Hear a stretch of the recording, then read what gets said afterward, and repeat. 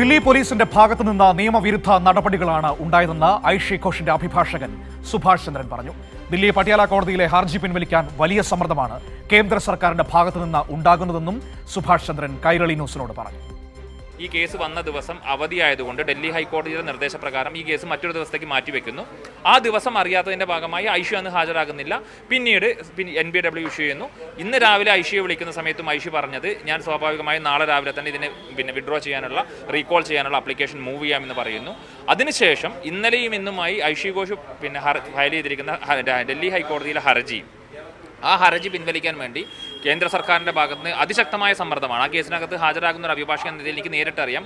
Additional advocate ജനറലും additional solicitor ജനറലും അതോടൊപ്പം തന്നെ solicitor general നേരിട്ട് ഹാജരായിക്കൊണ്ട് ഹർജി പിൻവലിക്കാൻ വേണ്ടി വലിയ രീതിയിലുള്ള സമ്മർദ്ദമാണ് ഞങ്ങളുടെ മേലെ നടത്തുന്നത്. ആ ഹർജി പിൻവലിക്കില്ല എന്നുള്ള നിലപാട് ഞങ്ങൾ ഇന്നലെയും ഇന്നും കോടതിയിൽ എടുക്കുകയാണ്.